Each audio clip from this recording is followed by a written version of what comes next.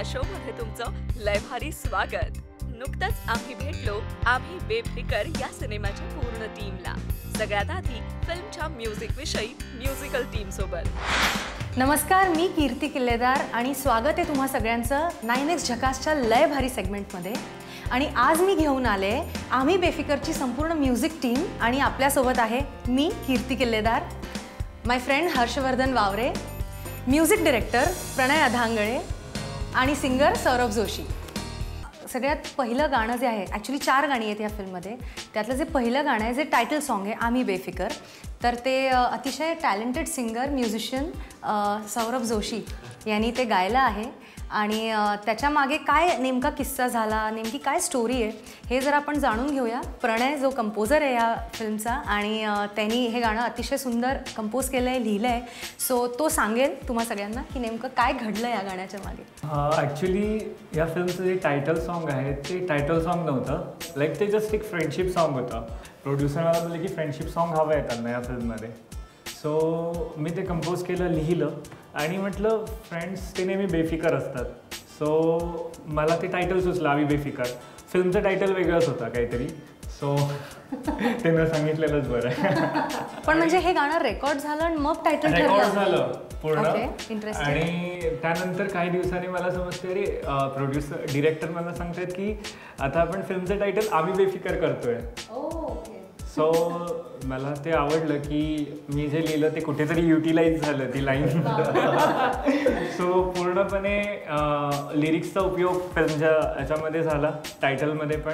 So प्रणय, ही जी तुझी एकूण सगळी थॉट प्रोसेस होती या टायटल सॉन्गला घेऊन, त्यात सौरभ तुझी एंट्री नेमकी कशी झाली या गाण्यात? I mean how did you come on board? Actually मी या गाण्याच्या सेशनमध्ये आलो होतो गिटार प्ले करायला. राहुल देव आणि आम्ही दोघांनी हे गाण्याचं अरेंजमेंट केलं आहे गिटारचं. जेव्हा प्रणयनी मला विचारलं की या गाण्यासाठी तुझ्या ओळखीमध्ये कोणी सिंगर आहे का असं, तर मी म्हटलं की हां, fresh voice. So I said की यू शुड ट्राय मी, तू मला सांग, I will sing this song आणि जर तुला आवडलं तर ठेव हे गाणं. आणि या लोकांना आवडलं आणि I am really grateful. This is a title song of this movie. So moving on to the next song. ह्या फिल्ममधलं जे दुसरं गाणं आहे ते हर्षवर्धननी गायलं आहे. खूप सुंदर गाणं झालं आहे आणि प्रणय तू अतिशय सुरेख चाल आणि लिरिक्ससुद्धा लिहिले. तर मी असं ऐकलं आहे की एक काहीतरी स्पेशल स्टोरी आहे या गाण्याच्या मागे. सो सगळ्या लिसनर्सना ही स्टोरी ऐकायची आहे तुझ्याकडनं. ॲक्च्युली हे सॉन्ग कंपोज करताना मला फक्त सांगितलं होतं की सीन जो आहे तो प्रपोजिंगचा आहे. सो मला पहिल्यांदा हेच डोक्यात आलं की कोणताही मुलगा आधी कोणत्याही मुलीला बोललं की तू हो बोलला, लाईक, बट मला हो बोलणं टाकायचं नव्हतं. म्हटलं आपण कॅज्युअली बोलताना बोलतो अरे हा बोलणं यार. सो मी ते लोकांची भाषा ॲडॅप्ट करून ती लाईन यूज केली, हा बोलणं, तो एकदा हा बोलणं. बट याची जी सुरुवातीची जी कंपोजिशन होती ती वेगळी होती आधी केलेली. सो हर्ष दादा ते ऐकवेनच. सो फायनली ती हो बोलली का नाही बोलली फिल्म बघून कळेल ना आपल्याला. आय थिंक फिल्म बघून कळेलच. पण तुम्हाला जर कोण हो बोलत नसेल तर नक्की हे गाणं ऐकल्यानंतर ती हो बोलेल. द नेक्स्ट सॉन्ग जे माझं गाणं आहे रसगुल्लाबाई ह्या टायटलचं. खूप आधीपासून या म्युझिकवर प्रणय काम करत होता आणि हे गाणं जेव्हा मी पहिल्यांदा रेकॉर्ड केलं ते खूप छान झालं, सगळं छान झालं. पण मग काही दिवसानंतर, रादर काही महिन्यानंतर त्यांनी मला असं सांगितलं की हे गाणं लवकरच आपल्याला रिलीज करायचं आहे, पण नेमका प्रॉब्लेम असा झाला आहे की तुझा व्हॉइसच हरवला आहे. सो असं मला 2 मिनटं खूप असं म्हणजे ॲक्च्युली खूप शॉकिंग होतं, कारण इतक्या मेहनतीने ते गाणं आम्ही केलं होतं. पण लाईक खूप चांगल्या पद्धतीने परत ते आम्ही रेकॉर्ड केलं and again it turned out really well. क्या बात है. सो असा होता सिनेमाचा म्युझिकल प्रवास. आता पडद्यावरील कलाकारांना भेटूयात. सुयोग गोरे, स्वप्नील काळे, राहुल पाटील, अक्षय हडके यांना. सो फिल्म बद्दल तुम्हा तिघांना काय वाटतंय? लोकांनी काय म्हणजे काय घ्यावं काय लोकांनी या फिल्ममधनं, की का बरं बघायला जावं फिल्म?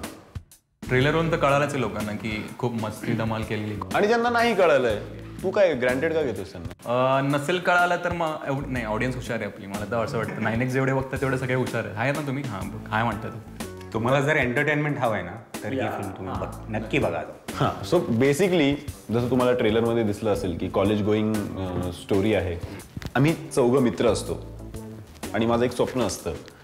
ते स्वप्न काही असू शकतं. आता फिल्म मेकिंग असू शकतं, अंतराळात जाणे असू शकतं, काही असू शकतं, कम्प्युटर बनवणं असू शकतं, काहीही असू शकतं. सो त्या एक स्वप्न छोटं असो किंवा मोठं असो, त्या स्वप्नाला जर मैत्रीची साथ लाभली तर ते किती पुढे जातं आणि किती सक्सेसफुल होतं. छान असं या फिल्ममध्ये सांगितलेलं आहे, पण एवढं सिरियसली नाही सांगितलंय. एकदम धमाल मजा मस्ती आणि मस्त काही कॉलेजवाला फील आहे उसमें. आता आपण खेळणार आहोत रॅपिड फायर. सगळ्यांना माहिती आहे ना काय असतं रॅपिड फायर. मी प्रश्न विचारणार पटकन, तुम्ही उत्तर द्यायचा पटकन.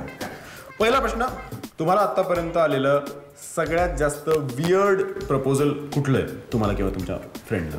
मला फेसबुकवरती एका मुलाने विचारलं होतं. मुलाने विचार मुलाने विचारलं होतं. एका मुलीने कार लिटरली थांबून प्रपोज वगैरे केलं. मी बाईकवर होतो आणि तिने. ओके, तुझं? मला एका फॉरेनर मुलीने मला ऑनलाईन मॅरेज साठी प्रपोज केला होता. मला एका मुलीनं क्लास सुटल्यानंतर त्या गर्दीमध्ये गुलाब देऊन प्रपोज केलं होतं. दुसरा प्रश्न, आतापर्यंत गर्लफ्रेंडला दिलेलं सगळ्यात जास्त एक्सपेन्सिव्ह गिफ्ट कुठलं आहे? One piece. ओके, किती? 3K. प्राईज सांगायची आहे. Of course. Headphones 1500. I think honesty priceless. Watch 7000. Next, school किंवा कॉलेजमध्ये गर्लफ्रेंडसाठी मारामारी झाली आहे का तुमच्या किंवा दुसऱ्याच्या? नाही, मारामारी सोडवली आम्ही. नाही, मारामारी झाली पण सोडवली मी. हां, सेम. मी मारामारी केली आहे पण मित्राच्या गर्लफ्रेंडसाठी. मी नाही केली आहे मारामारी. ओके, नेक्स्ट, घरच्यांना आपण नेहमीच बेफिकर वाटत असतो. तुमच्या घरच्यांना तुम्ही कुठल्या गोष्टीसाठी जास्त बेफिकर वाटता? मी घरी फोन करून कळवत नाही की मी कधी येणार आहे कधी नाही येणार आहे. तर घरच्यांचा फोनवरती एवढंच बोलणं असतं की हॅलो कुठे येणार आहे की नाही. ओके.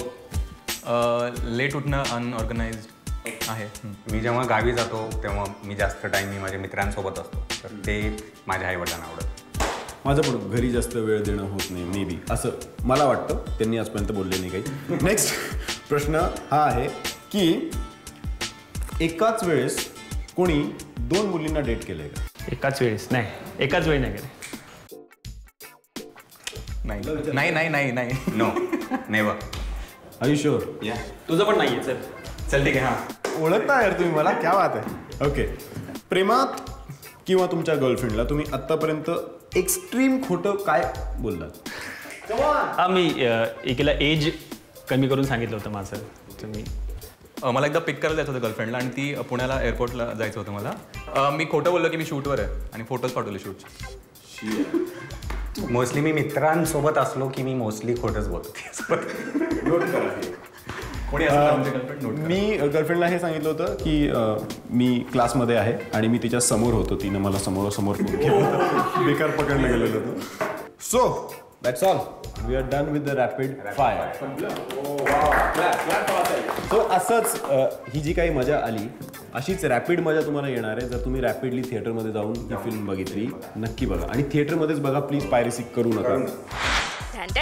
सो ही सगळी पटापट उत्तरं देऊन आपला रॅपिड फायर राऊंड इथेच संपतोय आणि गप्पा सुद्धा. ही होती आम्ही बेफिकर या सिनेमाची टीम.